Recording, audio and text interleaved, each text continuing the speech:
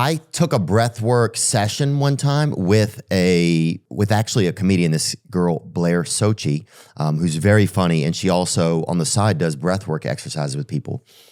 And she took me through this experience one time. I was laying down.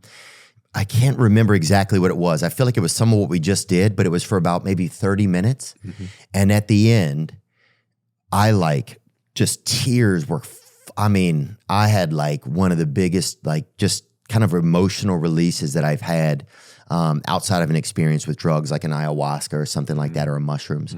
Mm-hmm. It was super profound. There's a lot of videos out there of people having profound experiences after breath work, videos of people just really breaking down after breath work. I'm sure you've seen a lot of this. I've seen a lot of it online, but I've also seen a lot of it in person. And the question from a journalist standpoint that I have is, how much of this is the breath work and how much of it is these people trying to show off that they're really having a bigger breakdown than the person next to them?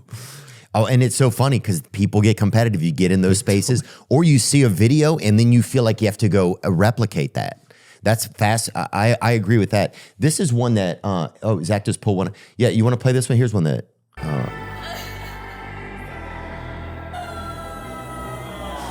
That one seems. What video is this? Oh, keep going. Oh, that's it? That's all you need right there. Okay, that one. Do you really want to see what comes next after that? No. I'm not allowed. We have blockers on this computer. So, I can't be watching stuff like that. What are some of the experiences that you've seen with people that are experiencing serious breath work? Sorry, I thought that was going to be better than that. Well, that was pretty good. If people see that, pretty yeah, I just good. Couldn't tell if that was super real or not. I couldn't tell what was actually going on. Maybe you just put that in my head too, because that does happen a lot. But my own experience from my own, it was it was just tears flowing out of me, just such a release. Yeah. Just such a release. And it felt like it came out of the fabric of my existence. That's what was really fascinating. What have you seen regarding trauma release and breath work? Well, we all have these repressed emotions, especially dudes, we got to hold it back the whole time. And once you loosen up enough, once your body, I ain't gay, I'm gonna play football or whatever. You feel, but that's what's allowed us to survive. You have to be able to kick in that mode, otherwise you can't run from a tiger, or fight off a warring tribe. So that's part of our evolution. We're not meant to stay in it all day long, though. We're meant to, when we're chilling out, we're meant to be truly relaxed, and we don't. So sometimes in these breathwork sessions, just like in ayahuasca or other, drug sessions, or when you're hallucinating for some other reason, you tend to loosen up, right? And all the stuff comes out. So I've seen a whole bunch of stuff. Has it blown your mind almost sometimes? Well, the critical part of me is what's the physiology behind this? What's actually happening?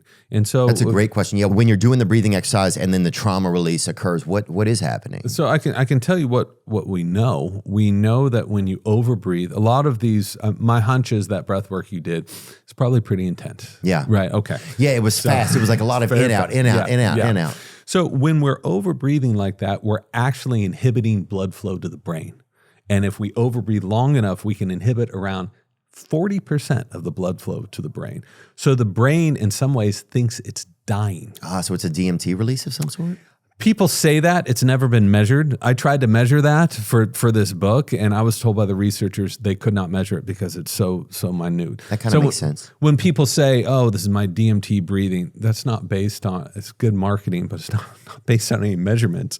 So this is a way of tricking your brain that something very wrong is going on. And if you stay there for long enough, it starts to short circuit in some ways that can be beneficial. You start thinking differently.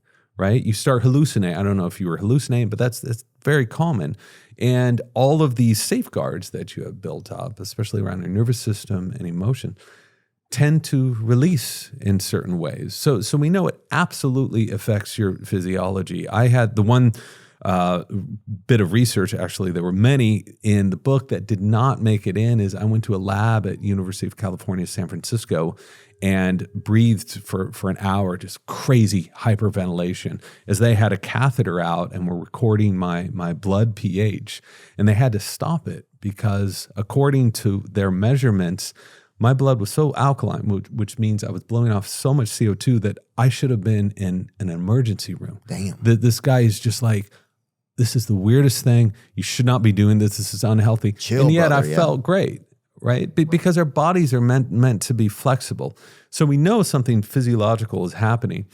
On the other end, are people claim that they're able to revert to their caveman selves or revert to different animals. I think that some of that is where it gets a little showy. Yeah. I was in one 2-hour long session where you're just hyperventilating for 2 hours and some woman. Yeah, prove it if you're an animal. Get out there and eat some bird seed. No, this guy was doing it. Like he was I shouldn't laugh. He was having his own release. Respect that. That's a beautiful thing. But some, woman turned into a baby, and I think this other guy was like, well, I'm gonna turn into a wolf. And he was prowling the room. No. I'm and snorting at people. And they had to tackle him. And hold him down. Really? So I wanted to think in my, I was watching this. Probably a South Carolina fan. I mean, who knows? I don't know that information. This is in California, anything goes. So, it's like. Dude. Yeah, if some guy if I'm in a breath work place and some guy's over there huffing and puffing, and then he's like, I'm going to blow your house down or whatever, if he starts getting weird like that, like Three Little Pig in me or whatever, dude, I'm calling the cops, bro. Just because we're in a breath work seminar doesn't mean you can be wolfing around and pissing in the corner or whatever. No, and what was interesting to me, I said, well, what if this is real? What if this guy's really, then full respect, like he's reached a pinnacle I will never reach. At the same time, this was after 5 minutes where there's not a lot going on. So part of me was thinking, yeah, he's just a Raiders fan. Yeah. He probably a little showiness, you know? I don't know what's better than a wolf. I don't know who was going to come after him to try to one up his wolfdom. He picked a good animal. Yeah. I do remember though, my extremities got very tight. Yeah. What is that? I do when I did the breath work and I had that release.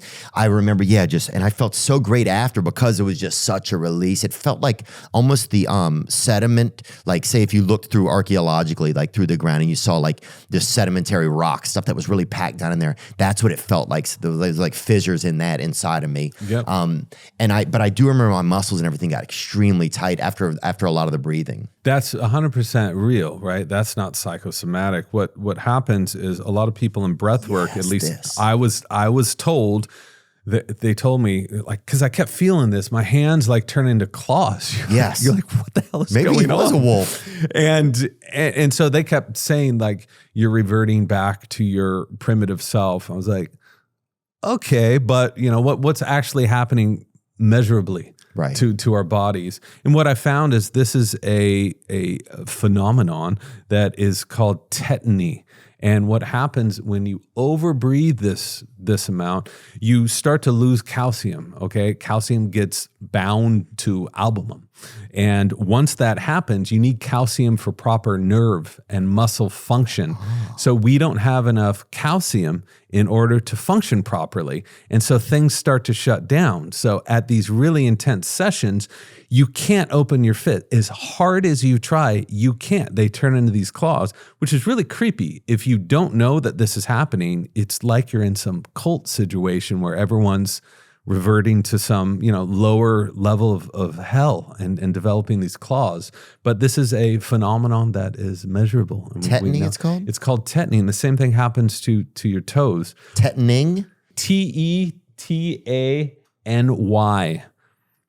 That's just interesting. I never even heard of that, but I've had that thing happen to me a couple times in breathing. Tetany is a medical condition involving sustained involuntary muscle contractions or spasms due to hyperexcitability of nerves or muscles.